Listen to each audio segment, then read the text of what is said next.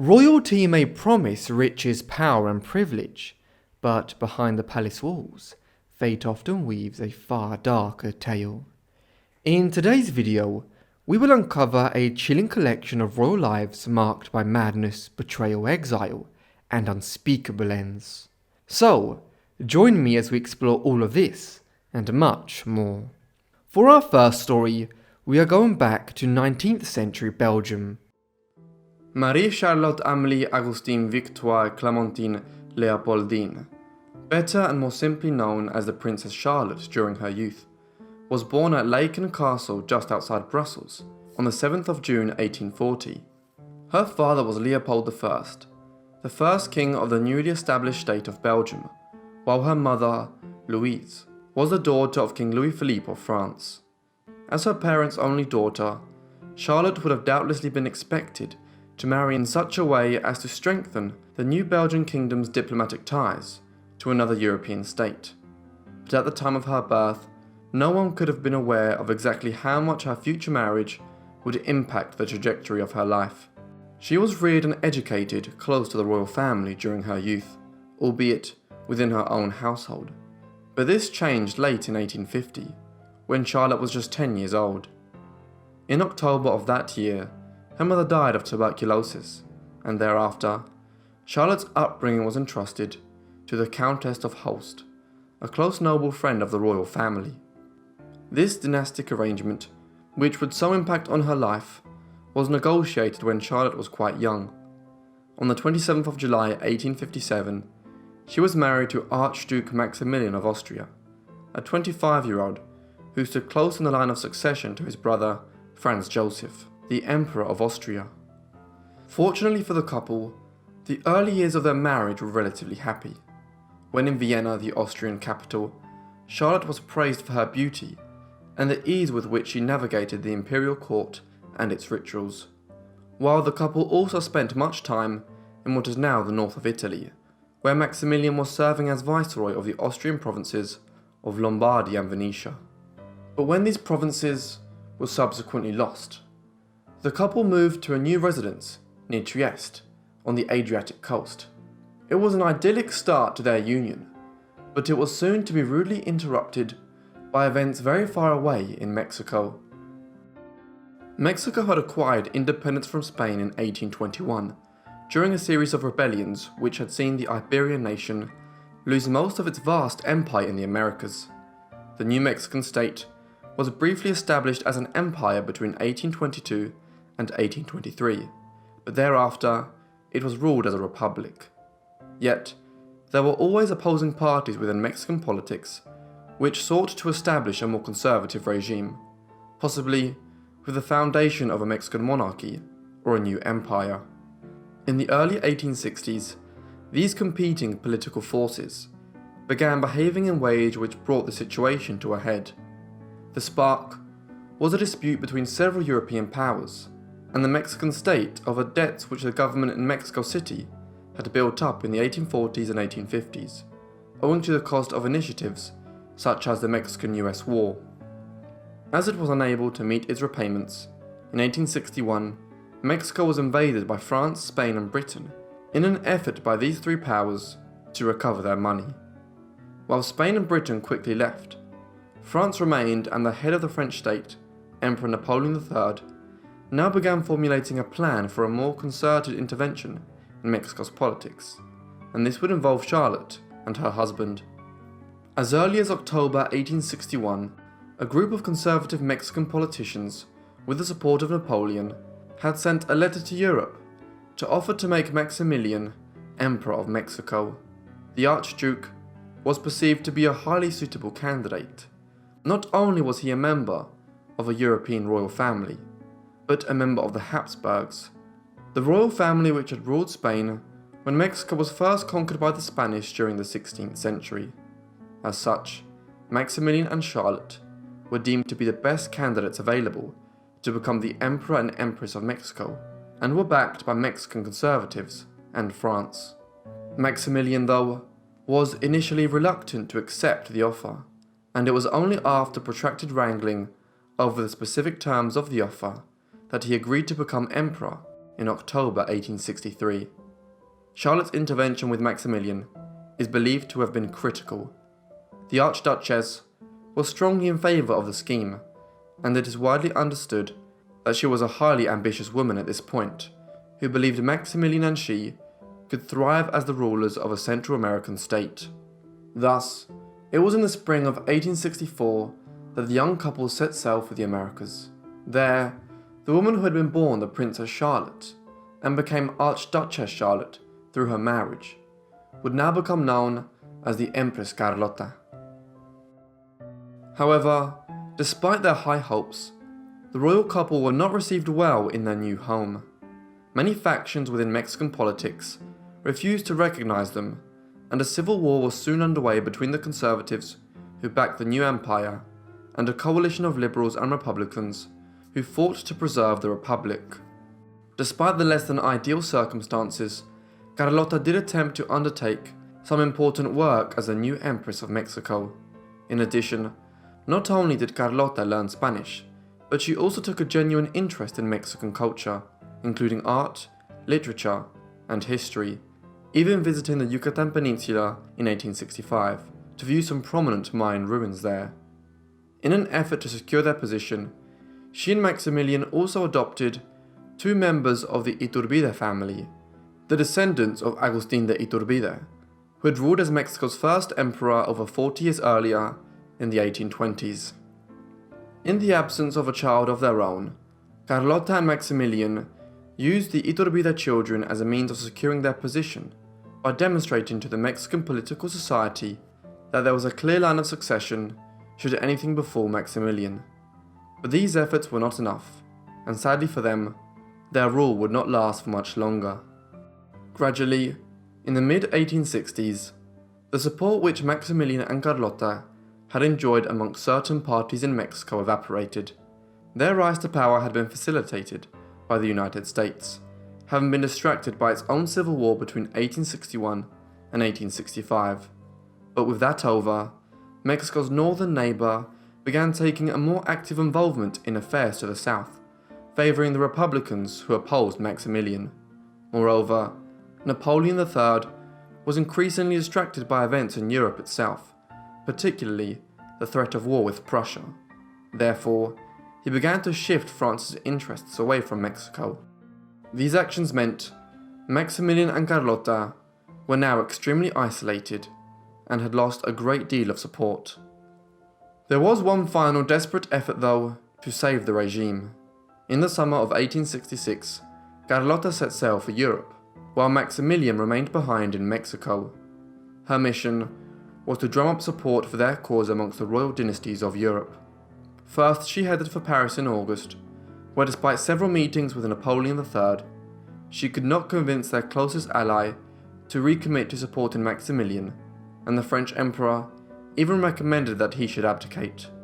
From there, she proceeded onwards to Rome, where she hoped to convince Pope Pius IX to throw his support behind Maximilian, a measure which might have led to the support of Europe's Catholic powers, if successful. Yet, further disappointment awaited her here. When she was finally granted an audience with the pontiff in late September, he was reluctant to use his influence on behalf of the Emperor and Empress of Mexico. It seemed that all was lost, and with it, Carlota began tragically losing her mind. There were signs that Carlota had been unwell from quite early on in her mission to Europe. These had first surfaced in Paris in August, when her efforts to acquire Napoleon III's support were meeting with resistance, but only fully materialized in subsequent weeks on her way to Rome. On one occasion, she is recorded as having become convinced that a passing farmer was an assassin, a possible indication that she was suffering from a species of paranoid schizophrenia. This escalated in Rome itself, as she repeatedly feared being poisoned and refused to eat or drink, while she was also increasingly prone to fits of hysteria, agoraphobia, and extreme behaviour. Perhaps the most unusual action at this time was her decision to steal a goblet from the Pope's apartments at the Vatican, and then use this to drink water from Rome's public fountains. Her state of mind would not have been aided by developments in Mexico. The civil war had turned against Maximilian, and he was increasingly fighting a losing battle. Eventually, in May 1867, he would be captured in a last stand at Querétaro City before being executed by a firing squad on the 19th of June 1867. Then, a new republic was established to replace the short-lived empire of Maximilian and Carlota. It is unclear, though, exactly how aware of these events Carlota, who from this time onwards we might call Charlotte again, was. By the summer of 1867, she was back at Trieste on the Adriatic coast, at the palace where she and Maximilian had lived for some time before their Mexican debacle. Charlotte had been moved here once her brother King Leopold II of Belgium and her brother-in-law, the Emperor Franz Joseph, had learned of her deteriorating mental state. A team of professionals were assembled to determine what was wrong with her, and a decision was also taken not to inform her of her husband's death back in Mexico, when news of that event reached Europe in late June 1867. There was widespread interest in Charlotte's case throughout Europe in the late 1860s. In 1867, several reports in the British Medical Journal outlined her mental decline. For instance, a report on the 24th of August that year stated how the former empress was suffering from severe melancholia, a catch-all term used to describe a variety of different psychological and physical ailments at the time, especially what we would now call depression. She was also highly paranoid, and the anonymous author of the same report highlighted how Charlotte was suffering from delusions as to poison being put in her food. Were she being assessed today, there is little doubt that Charlotte would have been diagnosed with a form of paranoid schizophrenia, of a very debilitating kind. But in the late 19th century, with the field of psychology only entering its infancy, there was little that could be done for her. Whatever the exact specifics of Charlotte's ailments were, she never fully recovered from them. Moreover, in January 1868, Charlotte finally learnt about her husband's execution, causing her to become even more morally broken. In a set of nearly 400 letters, she declares herself dead at the fall of the Mexican Empire. These letters, by their number and their length, also offer the testimony of her daily life, punctuated by paranoid attacks and the care given to her. In the months that followed, Charlotte was brought back to Belgium by her family, along with her 2 adopted sons, who were both later sent to England to study. In Belgium, a household was established for her at Bouchot Castle, a royal castle which dated back to the 12th century near the town of Mies.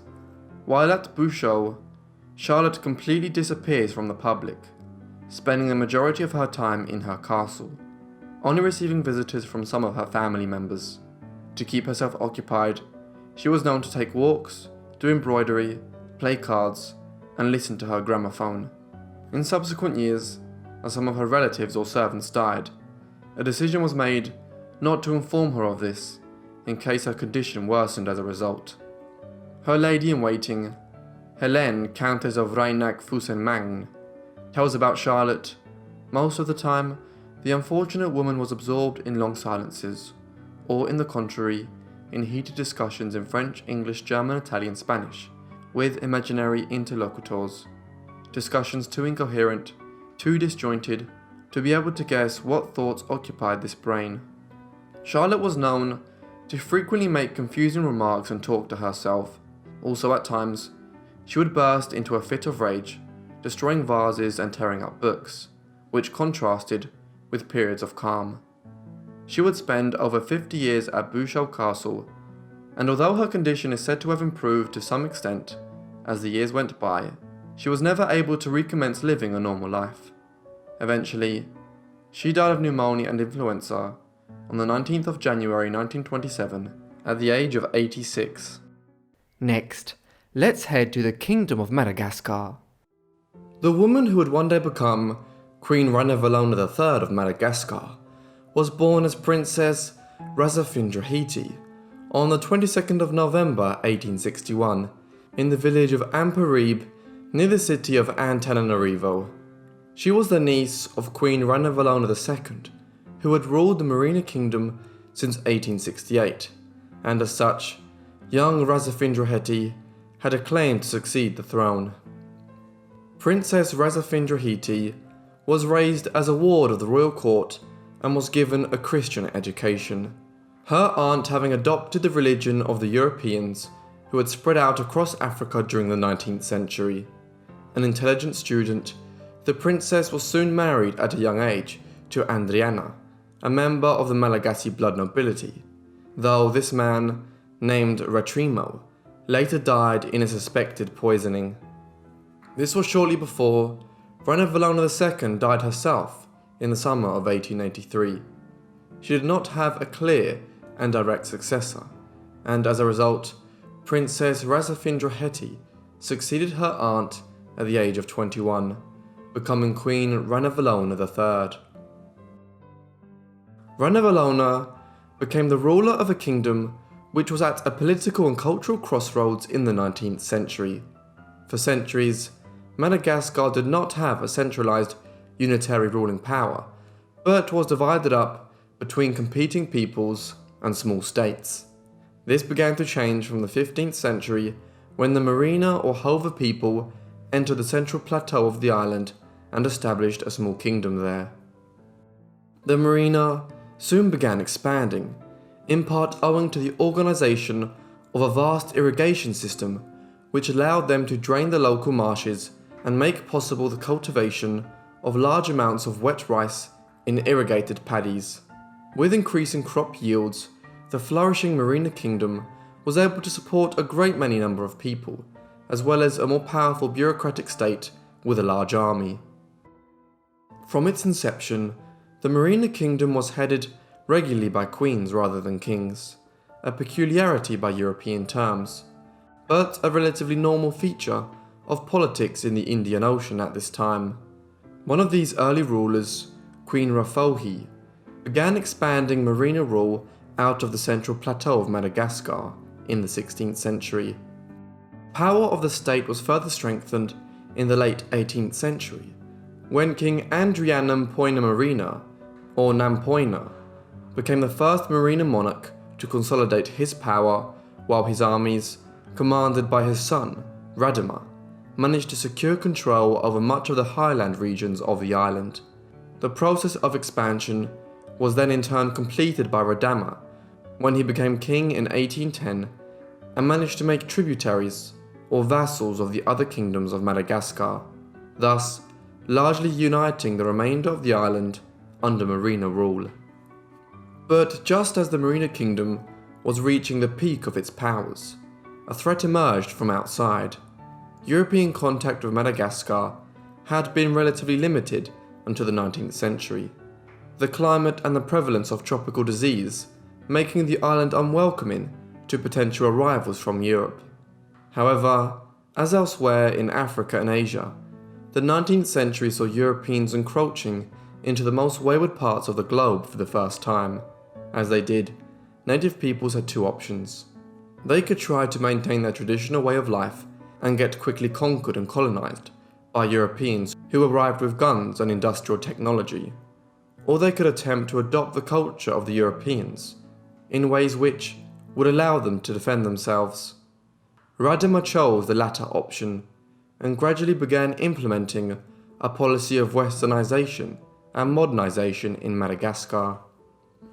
This latter policy was quickly reversed though by his wife and successor, Queen Ranavalona I, who reigned from 1828 down to 1861, a possibly fatal move during a lengthy reign of over 30 years. Although her successors attempted yet again to modernize the Merina kingdom, it was not in a position to withstand any European nation which decided it wanted to take possession of the island.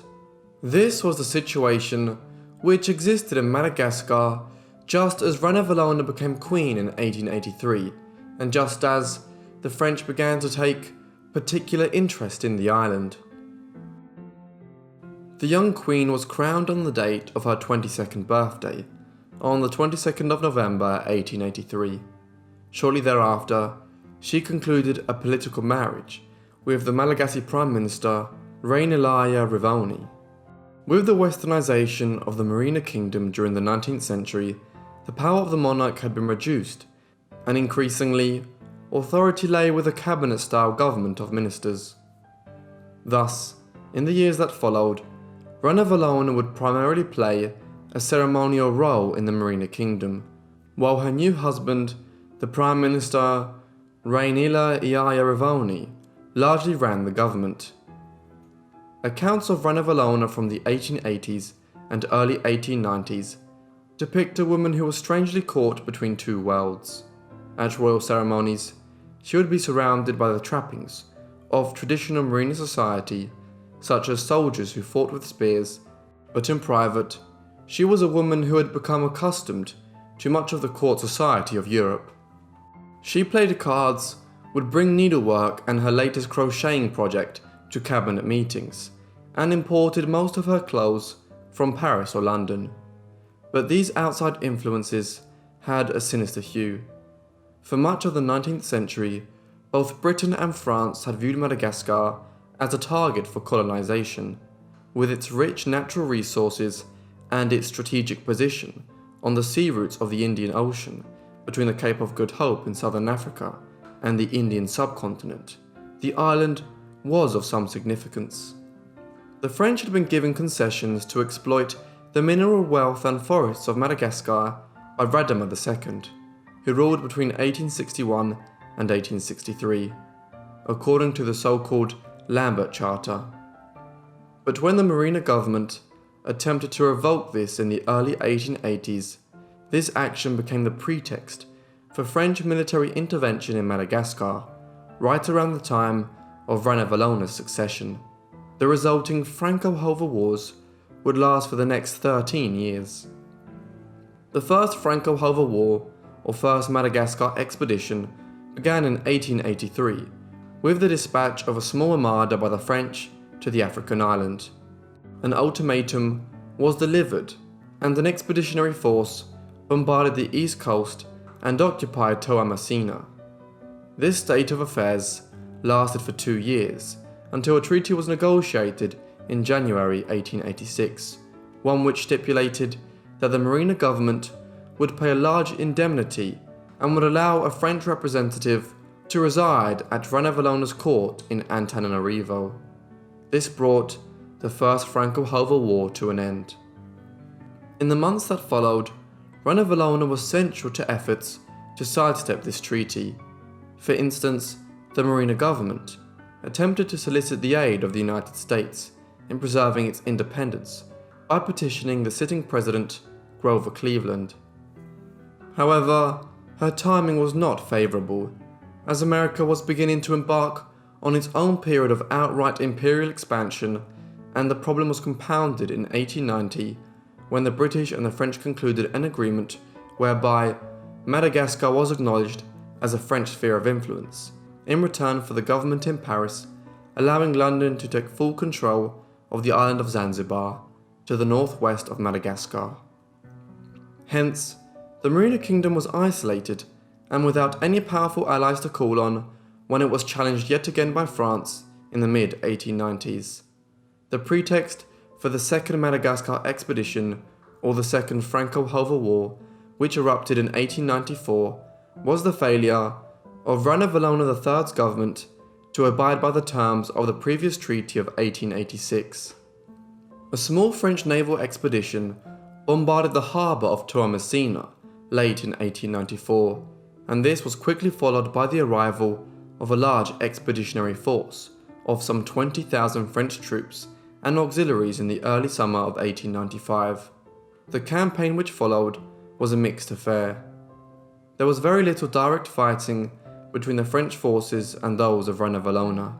Nevertheless, thousands of French troops died from rare tropical diseases in the searing summer heat, including typhoid fever and malaria. Ultimately, the French were lucky.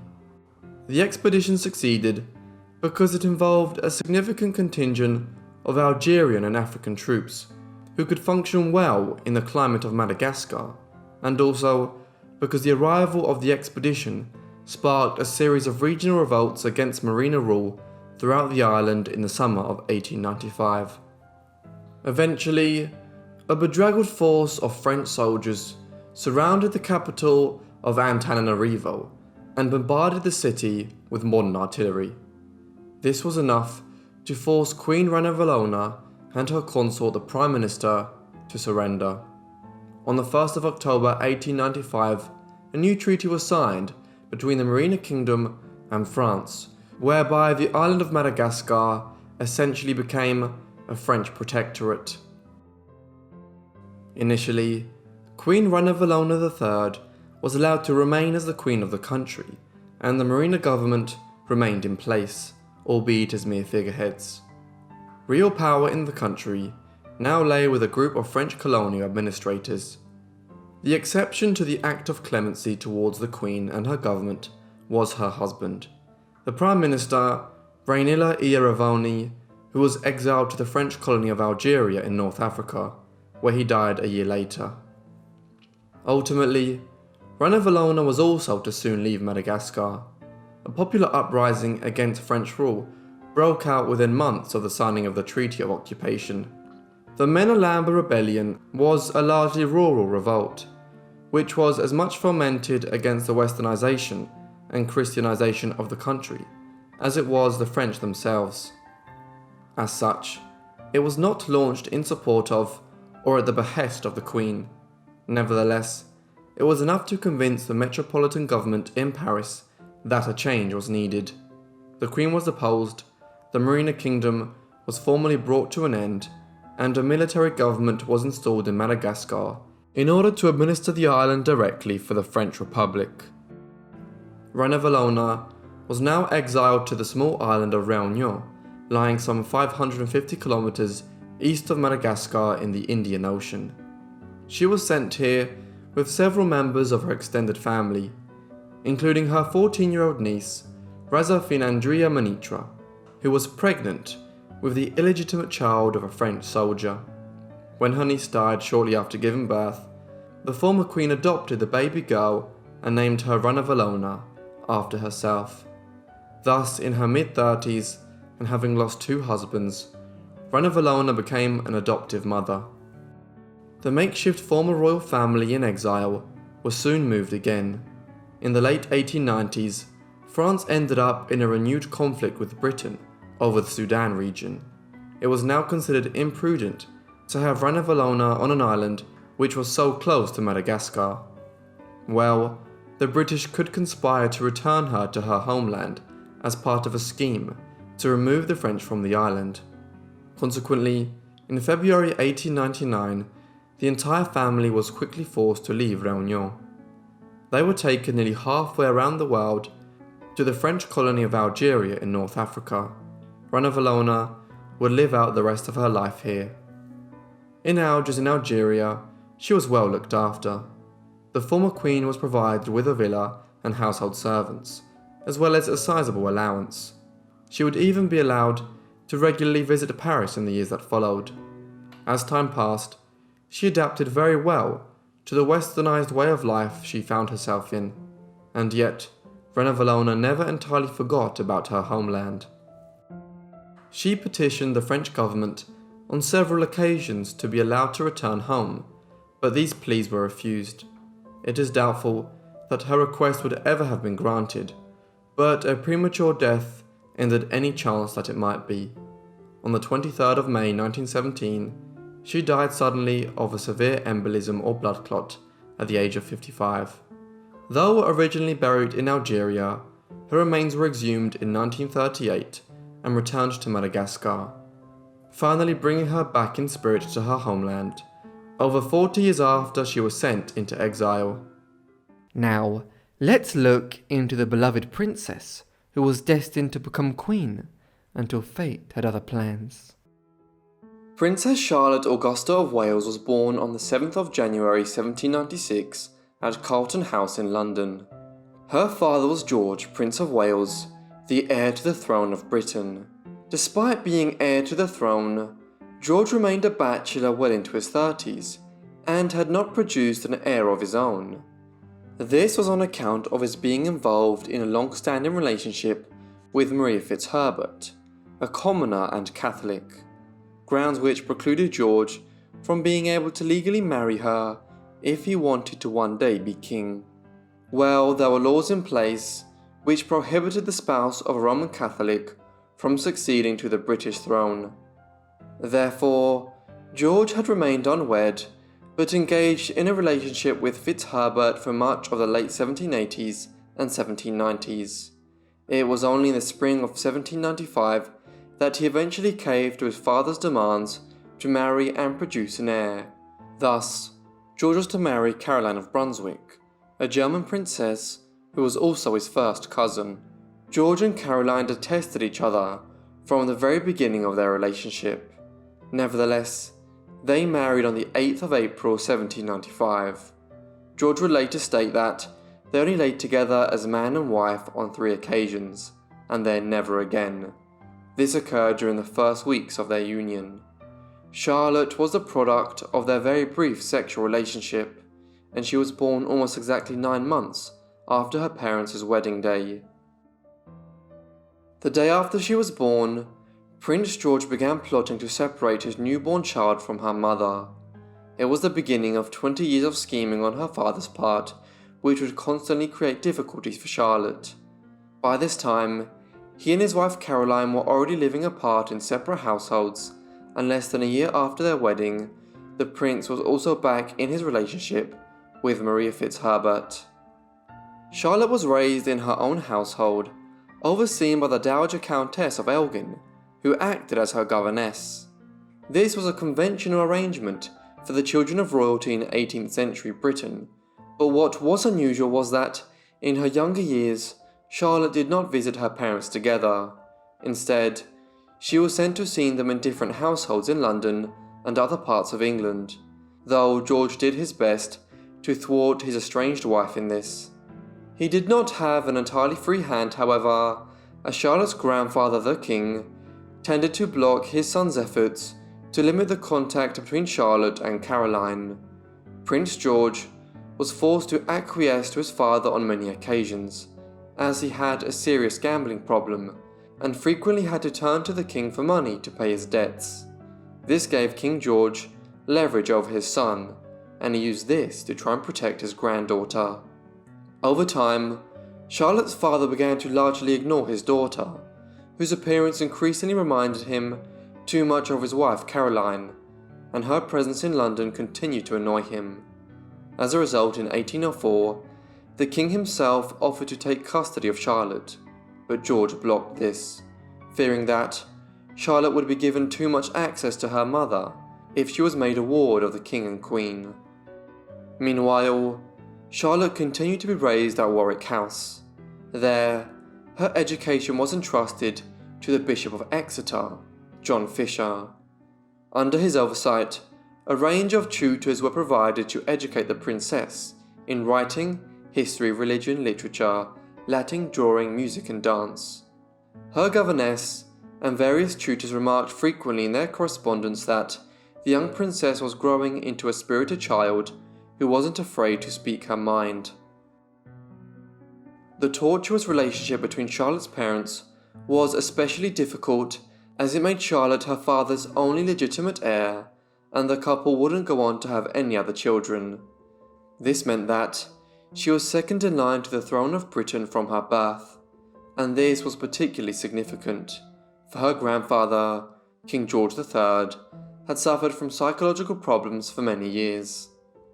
What has been referred to colloquially as the madness of King George III remains only partially understood down to the present day. Beginning in the mid-1780s, he began to suffer bouts of severe mood swings, often being manic for days on end, and then crashing into states of depression. Sometimes he would talk listlessly, and he had a worrying tendency to refer to individuals who were long dead as though they were still present in the world. However, this behaviour was periodic, and generally speaking, George bounced back after several days or weeks. Because medical knowledge was limited at the time, it is not exactly clear what the king suffered from, but the best modern assessments suggest it was acute porphyria, a liver disorder which causes chemicals to build up in one's blood and effectively begins to poison them, though in a way which causes increasing psychological instability and other maladies rather than killing the individual. Although he recovered from his severe bout in 1788 and was able to resume his duties as king, the possibility of another psychological collapse was never far from the minds of the royal family and those at the heart of the British government. This all had implications for Charlotte. If her grandfather was rendered incapacitated again, then her father would become king in all but name, and she would be next in line to the throne. This meant that Charlotte, though still a child, was a very significant person within Britain. It was also inevitable that her marriage would become an issue of political significance as soon as she was old enough to marry. And that is exactly what happened. In 1810, King George slipped into a final bout of dementia. It would last for 10 years before he would eventually die in 1820. Sadly, his last days were spent alone, talking to long-dead friends, as his doctors believed at the time that the best treatment was not to have him overly disturbed. Prince George now became regent of Britain, king in all but name. The 1810s are consequently known as the Regency period. Charlotte, who was upset by her grandfather's demise, as she and he had been close, and because he had sought to protect her from the plotting of her father, would now unfortunately become an increasing focus of political scheming in the 1810s, even though she was just entering her teenage years. Once his full regency powers were confirmed in 1810, Prince George restricted his 14-year-old daughter's correspondence and limited her contact with her mother to one supervised visit every 2 weeks. However, even as he sought to control her, the princess was developing a reputation for having a free will. Shortly after her father became regent, a political battle developed in London when the prince refused to form a government made out of politicians from the Whig Party, the more liberal parliamentary group which the king had largely supported during his reign. When attending the opera in the capital in the midst of this, Charlotte, who shared her grandfather's political leanings, had made a point of blowing kisses in the direction of the Whig leader, Lord Grey. The public had noted this, largely with approval. However, her father was furious and began restricting Charlotte further, reducing the amount of money available to her household to barely enough to maintain herself, and insisting that henceforth she sit in some out-of-the-way back seat when attending the opera. Evidently, news of her father's harsh treatment was becoming common knowledge, making him more unpopular. Meanwhile, by 1812, Charlotte was generally being greeted by cheering crowds on the rare occasions when she was allowed to appear in public. By this time, Charlotte was 16, and the issue of her marriage was becoming significant. Moreover, the wars in Europe were drawing to a conclusion, and the marriage was seen as a means of Britain tying some other royal house to it. Ever since the 1790s, Britain had been involved in almost continuous war with France. First, the revolutionary Republican government there, and then the regime of Napoleon Bonaparte, who as Emperor of France, came to dominate much of the continent. The royal lines which had been overthrown by Napoleon in many countries would soon be re-established, and it was with one of these, the princely House of Orange in the Netherlands, that Prince George wished to establish greater ties. Thus, Charlotte was to marry Prince William of Orange in order to secure greater British influence in northwestern Europe. At first, Charlotte reluctantly agreed to marry the prince in December 1813, but by the early spring of 1814, she was willfully resisting. The princess worried that, if she did, she would dwell in Holland thereafter, and her mother, who had few remaining allies in England, would then be entirely at the mercy of her father. Accordingly, she broke off the engagement, refusing to follow her father's wishes. George reacted in typical form. He dismissed Charlotte's household servants and further restricted her finances. This was a cruel blow, as many of these servants were effectively Charlotte's lifelong companions, individuals such as Cornelia Knight, whom she had known since she was a child. He then banished Charlotte to Cranbourne Lodge in Windsor Forest. Here, she was only to be allowed one visitor, her mother, who would visit once a week.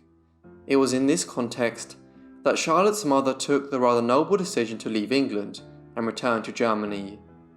This was what George had effectively wanted her to do for the last 18 years.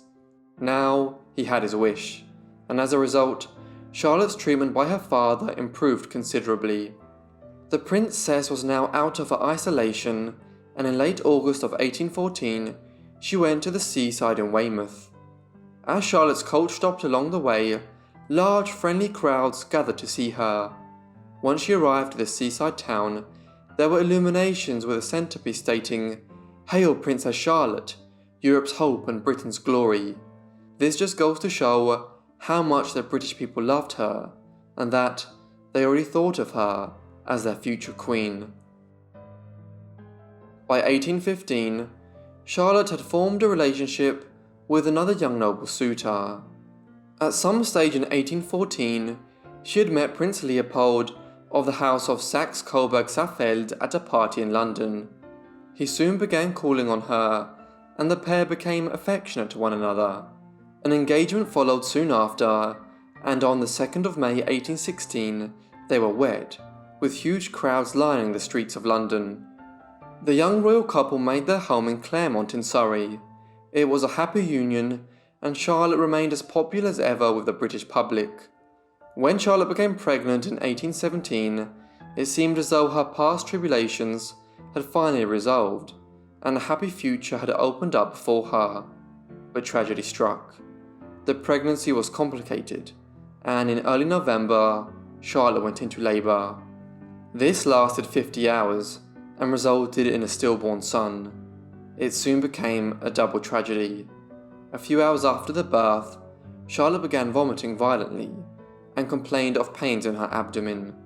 Also, her postpartum bleeding did not stop. Her physician, Sir Richard Croft, noticing how cold she was, called for Leopold to be brought, but by the time her husband was awakened and brought to her room, Charlotte was dead. The beloved princess was just 21 years old when she passed, and her death was met with an outpouring of public grief. The mourning was such that linen drapers ran out of black cloth, shops closed for 2 weeks, and even the poor and homeless tied armbands of black on their clothes. Henry Broome wrote the following regarding the princess's death. It really was as though every household throughout Britain had lost a favourite child. Charlotte was then buried in St. George's Chapel, Windsor Castle, with her son at her feet, on the 19th of November 1817. Her physician Richard Croft was so criticised over her death that he took his own life a few months later. Her death also ended the direct line of succession. Prince George had no other legitimate children, and unless he and Caroline divorced and he remarried and had more heirs, the line of succession would now fall to George III's other children when Prince George himself died. Interestingly, at this time, George III had 12 living legitimate children, but no legitimate grandchildren. Thus, a race was on among his sons, the royal dukes, to marry and produce an heir. This is why almost all of George III's legitimate grandchildren were born after Charlotte's death. After George III died in 1820, Prince George officially became king as George IV. His own reign only lasted until 1830, at which time his younger brother William ascended as William IV. However, William had no legitimate heir either, and so when he in turn died in 1837, the throne descended to the young Princess Victoria, the 18-year-old daughter of Prince Edward, Duke of Kent, the fourth son of King George III. Thus, had Charlotte not died in 1817 and given birth to an heir, Queen Victoria, who is known as the grandmother of Europe and whose reign spanned the period of Britain's primacy as the world superpower, would never have become Queen of Britain.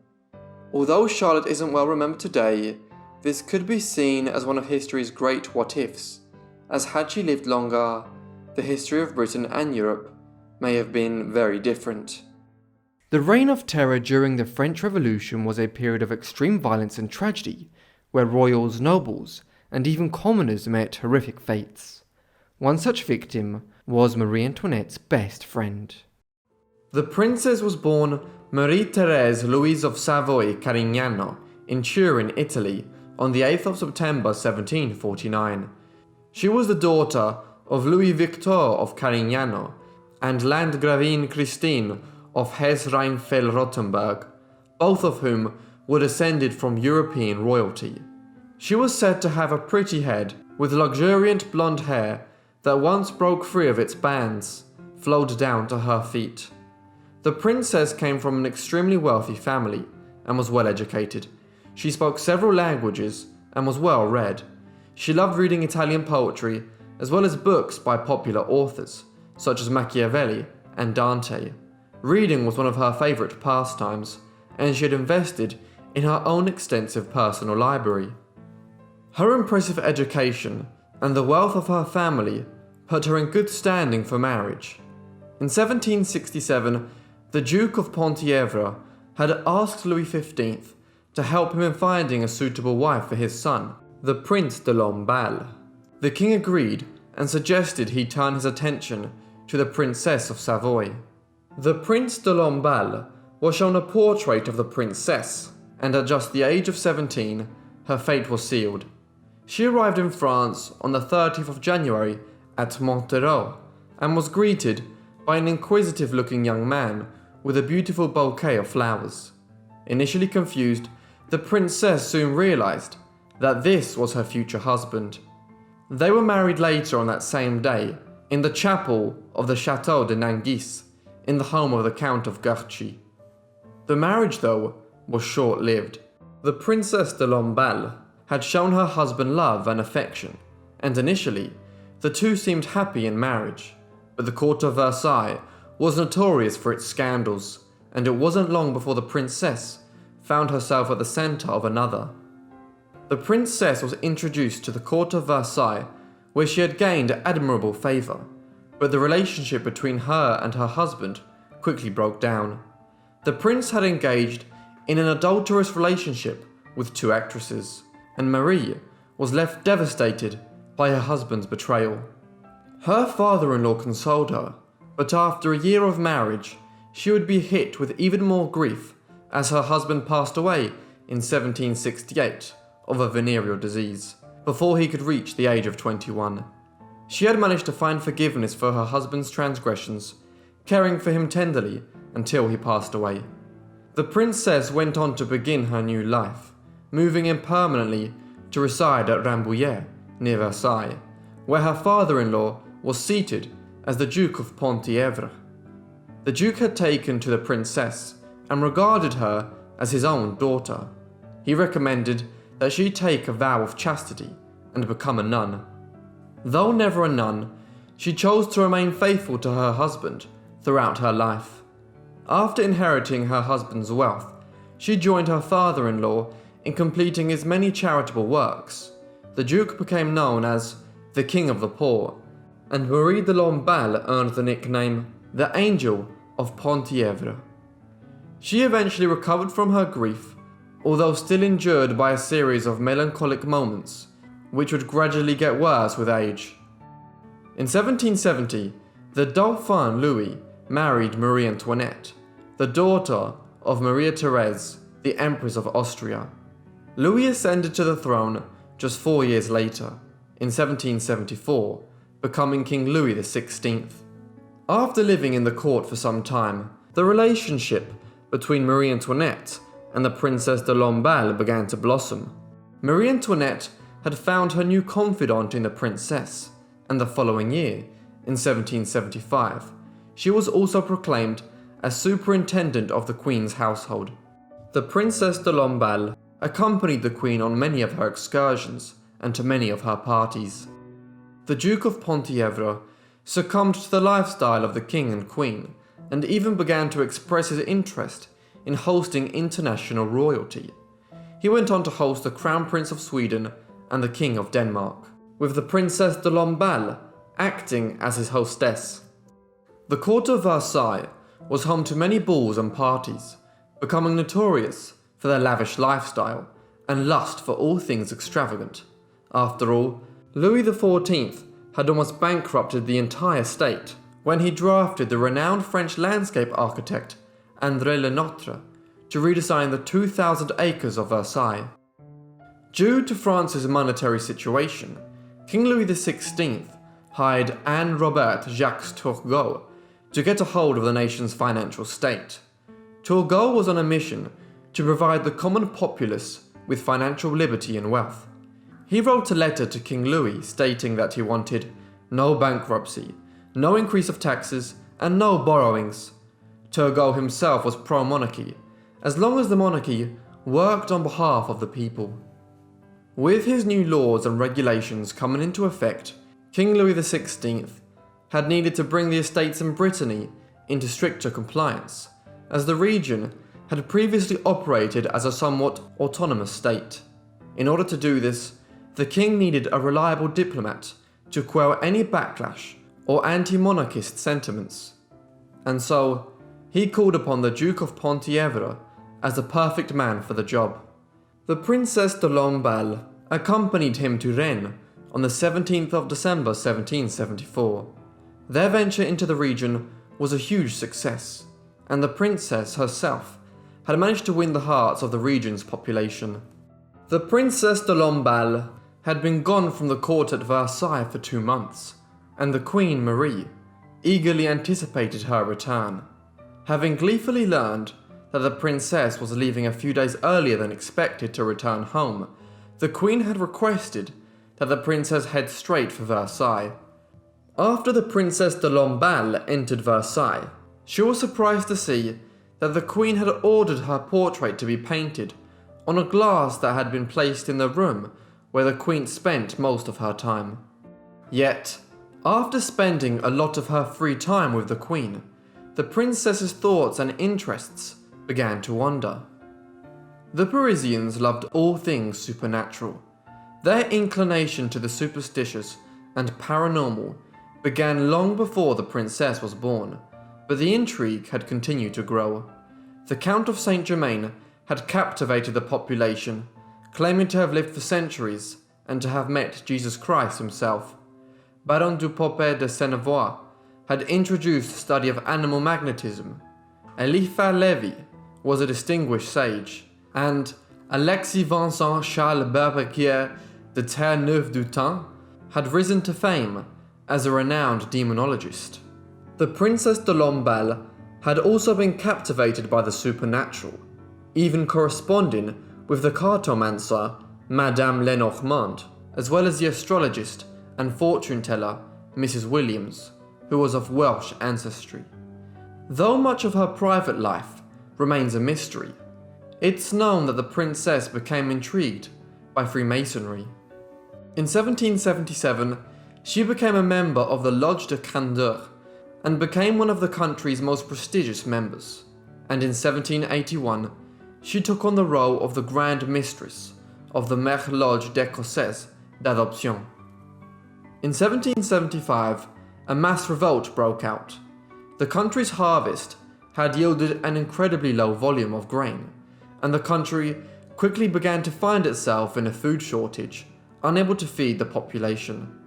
People began blaming the monarchy, claiming they had purposely held the reserves back for themselves, and the people began to riot. The country was descending into panic. Looters were out in force, and farmers were held to ransom by the looters, who were forced into selling their grain for a lot lower prices. Throughout April and May, the rioters caused chaos in what became known as the Flower War. Tragedy struck again for the princess when in 1778 she lost both of her parents. In the year 1785, the population of France became increasingly hostile toward the throne and the lavish lifestyle they were living, while much of France suffered in the cases of extreme poverty. The people had needed to find an excuse for every possible misfortune, and they found it in Marie Antoinette. She became a public hate figure. The years of 1786 to 1789 remained free of tragedy for the princess, and, in a letter written by Horace Walpole, it said that the princess went on a visit to England in mid-1787. The situation in France, however, wasn't improving. The king became fonder of his personal collections, rather than making decisions on running the country, and the queen was more suited to spending large amounts of money on diamonds and other luxurious goods, as well as owing a lot of money in unpaid gambling debts. On the 5th of May 1789, King Louis XVI assembled the Estates General at Versailles, which hadn't met since 1614. He called the meeting to introduce a new tax law, which would impose a higher tax rate on landowners and wealthy noblemen. The middle class at the meeting, which included the likes of lawyers and teachers, had called for a constitution. The king was outraged. He believed the monarchy should maintain absolute power, with no set of rules or government to take away his power. Those in attendance at the Estates General meeting had formed an oath at the nearby tennis court on the 20th of June 1789, in which they declared they would not go home until the king agreed to form a constitution. On the 27th of June, they formed their own parliament, which they called the National Assembly. Some nobles and clergymen also began joining the new parliament. The king was angered, but so too were the common people. Bread prices were still high, and many were still going hungry. The king refused to accept the National Assembly and even sacked a minister who was known to be working on behalf of the poor. Completely outraged, thousands of residents gathered in protest and stormed the fortress of Bastille. Against the estimated 8,000 protesters, the king's men did nothing to stop the storming of the fortress.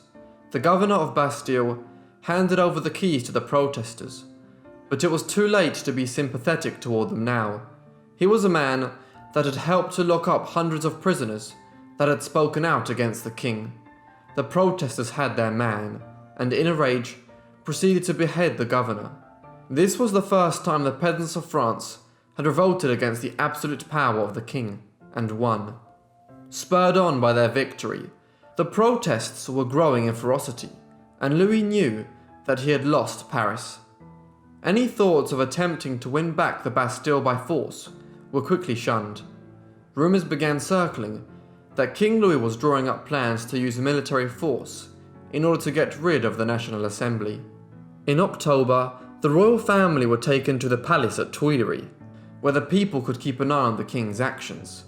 Still as defiant as ever, the king and the royal family tried to make their escape from France. The plan was to reach Austria and get help from Marie Antoinette's brother, who was now the Emperor of Austria. In June 1791, they made their attempt, but were stopped at Varennes and brought back to Paris in their carriage.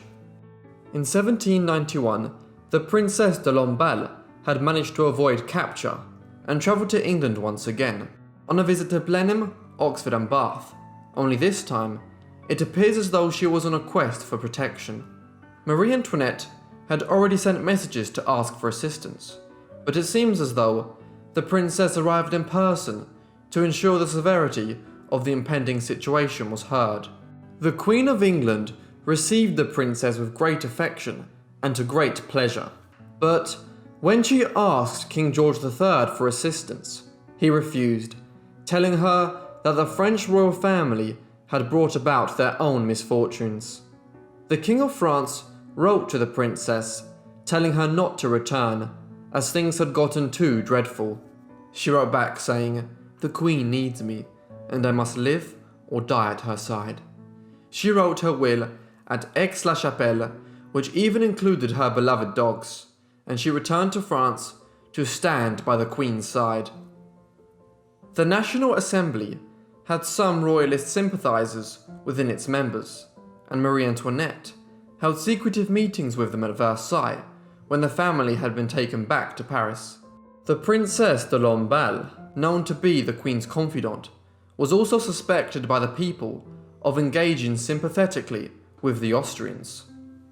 On August 10, 1792, the monarchy was officially overthrown, and the princess was imprisoned in the Temple prison alongside Marie Antoinette. She was then transferred to La Force prison on August 19th.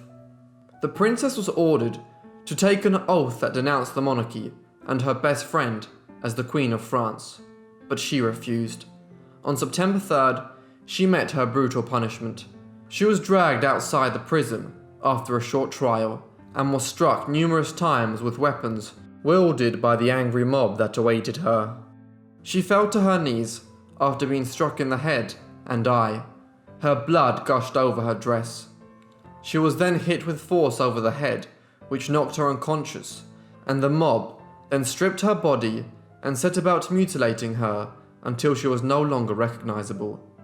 After these horrific and tragic scenes, her head was cut off and stuck on a pike, which the mob then paraded in front of Marie Antoinette's cell. Her charitable and kind works had accounted for nothing. She was a friend to the monarchy, and she wasn't to be treated any differently. At the time of her death, she was 42 years old. For our final tale, we are going all the way back to early 14th century Spain. Ines de Castro was born at some time in 1325 in the Kingdom of Galicia, a political entity which existed in the northwest of Spain, just north of Portugal in the medieval period. Galicia had remained quasi-independent of the foremost power of central, northern and western Spain at the time, the Kingdom of Castile, and still had some autonomy, although many of its nobles gravitated to the Castilian court. The exact circumstances of her birth are unclear, as there are few records available for her early life, but we do know that she was born as the daughter of Pedro Fernández de Castro, the Lord of Lemos and Sarria in Galicia. Her mother was Alonca Lorenco de Valadares, a mistress of the Lord of Lemos and Sarria. Because her mother was not married to her noble father, accusations of illegitimacy attached themselves to Ines from a young age, and these would create problems later in her life. Ines's family were descended from both the royal families of Galicia and Portugal, and also had strong links to the other high noble families of the other Spanish kingdoms of Leon, Castile and Navarre.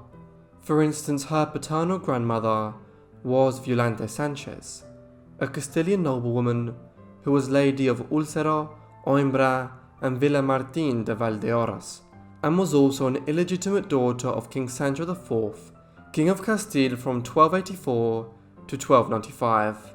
Thus, the de Castro family were among some of the most well-connected noble lineages in the entirety of the Iberian Peninsula. In her youth, Ines was raised in her native Galicia, no doubt learning the standard arts of a young noblewoman, which included some learning in Latin and the ability to write in her own stead. This was also a time when many dialects of Spanish were being used across the peninsula, several of which Ines would have been expected to learn the nuances of in order to thrive in this environment. After a certain age, she was sent to the Castilian court, which had no fixed abode, but was often established at the town of Burgos. In 1340, an event occurred which would shape Ines's future life, and led to the events which have made her a famed figure in European history ever since. That year, Constanza Manuel, a senior Castilian noblewoman, was married to Peter, the Crown Prince of Portugal and heir to the throne there. Constanza or Constance had been a childhood companion of Ines's at various courts in northwestern Spain during the 1330s. Consequently, when she left for Lisbon to take up her place as the wife of the future King of Portugal, Ines was sent with her to act as one of her ladies-in-waiting.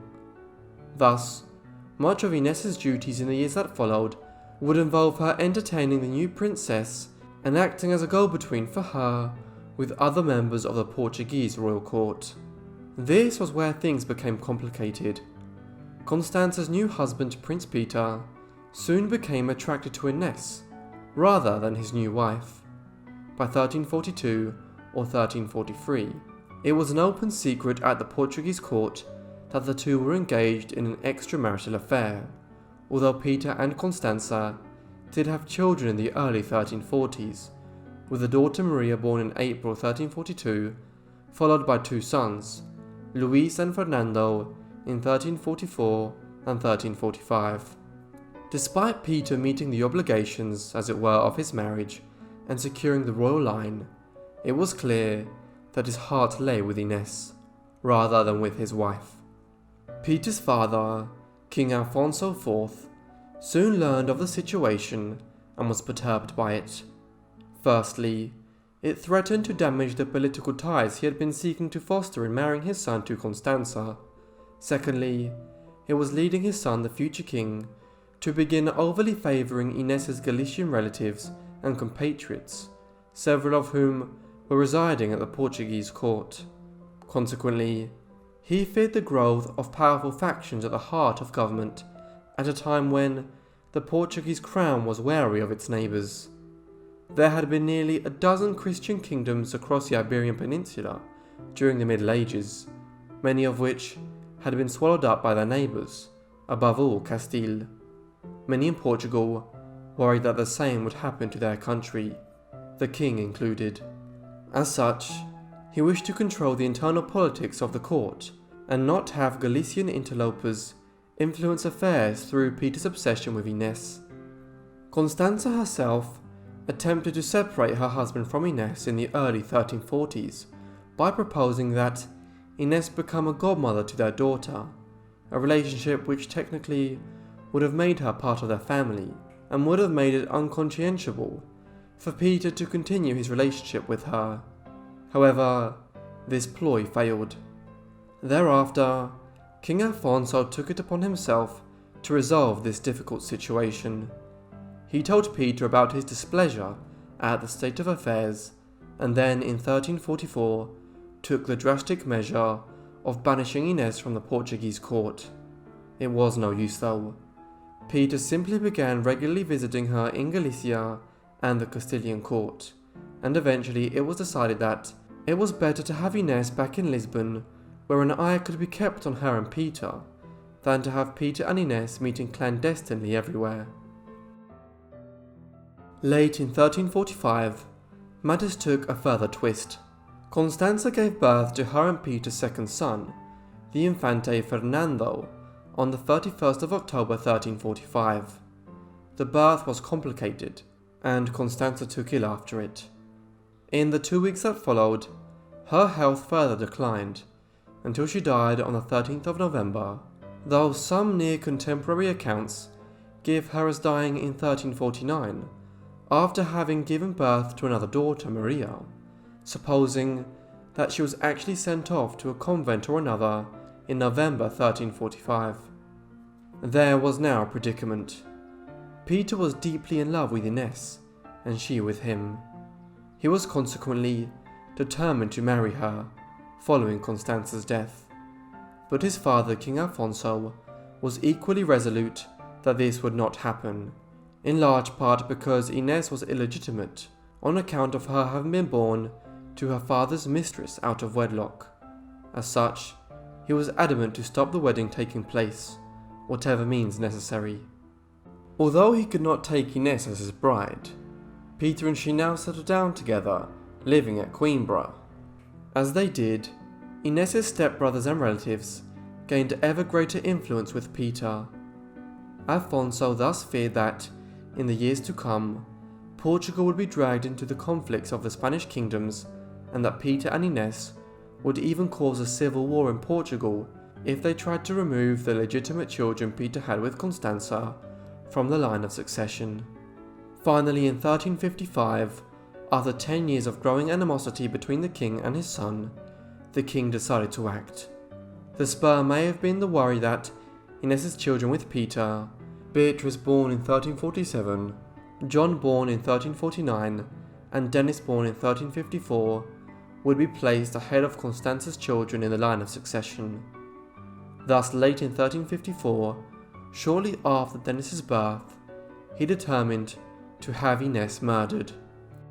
The act was duly carried out on the 7th of January, when 3 assassins, Pedro Coelho, Álvaro Gonçalves, and Diogo Lopes Pacheco, cornered Ines in the monastery of Santa Clara Abella in Coimbra, decapitating her in front of her small child.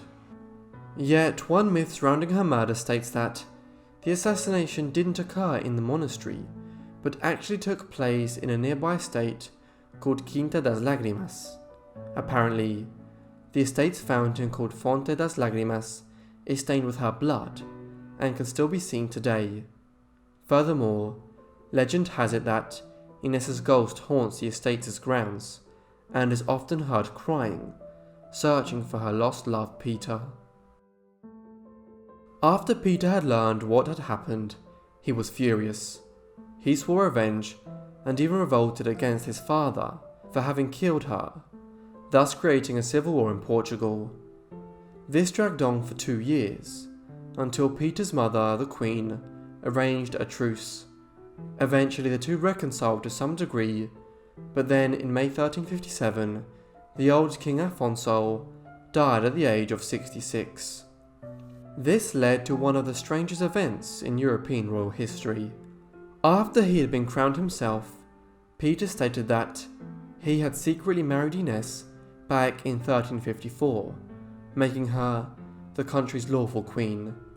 Then he allegedly had Ines's body exhumed from her grave, dressed in rich robes and jewels, and then brought her to the court where it sat on the throne. There, before all of the assembled nobles, courtiers, servants, ministers, ambassadors, and others, Peter had his deceased lover crowned as Queen of Portugal. He then followed this by having the assembled nobles come forward to kiss the hand of his queen and swear fealty to her corpse. It was one of the most unusual scenes in European royal history. As king, Peter had Ines's body moved to Alcobaça, where it was reburied in the royal monastery.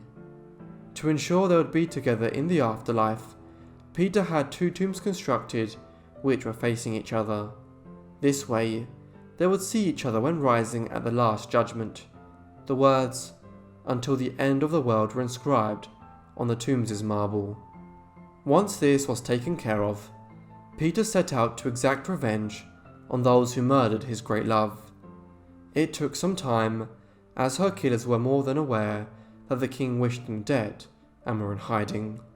But finally in 1361, he located Coelho and Gonçalves and then executed them publicly by ripping their hearts out, claiming they didn't have real hearts as they had inflicted such suffering on his own. Meanwhile, it's believed that Lopes Pacheco escaped and died years later in 1383. It was also in 1361 that Peter legitimized his children through his union with Ines, despite the fact that, according to all sources, except Peter himself, they had never actually married, and this would soon create problems. Peter died prematurely in 1367, aged 46, after a short reign. He was succeeded by his eldest son through his marriage to Constanza, who became King Ferdinand I. But when he too died prematurely at the age of 37 in October 1383, it ushered in a succession crisis, as Ferdinand's only surviving legitimate child was Beatrice, a 10-year-old daughter. This opened the possibility that Peter and Ines's eldest son John of Portugal, Duke of Valencia de Campos, might claim the throne. This succession crisis, which was exacerbated by the relationship between Peter and Ines 30 years earlier, dragged on for 2 years before the eventual succession of another contender still, John of Avis, a son born in 1357 from a relationship between Peter and another woman, Teresa Lorenco, whom he had entered into a relationship with after Ines was murdered. Thus, the succession crisis was resolved, and the House of Avis would rule Portugal for the next 200 years. Ines de Castro's life story became famous across Europe in the late 14th and 15th centuries. Thus, with the blossoming of European art, theatre and literature from the 16th century onwards, her story was regularly retold and reinterpreted. For instance, in the 1570s, it was included in the Lusíadas, a well-known epic poem composed by Luís de Camões, who is widely considered to be Portugal's national poet and one of the greatest poets of the European Renaissance. In the late 17th century, Her story became particularly popular amongst female writers in Britain, and this popularity continued into the 18th and 19th centuries, when Ines was the central character of over 20 plays and operas composed and performed all across Europe. More recently, Ines was a recurring character in Ezra Pound's Cantos, while the story of Ines and Peter continues to inspire television series and operas down to the present day. Thank you so much everyone for watching this video on this compilation of royal fates. I hope you found it interesting. Let me know what you thought of the lives and the story down below, and if you want more videos like this, also let me know. And I hope you guys are subscribed and have notifications turned on to get all my videos as soon as I upload them. Anyway, that's all from me, so I'll see all of you in the next Forgotten Life. Thanks.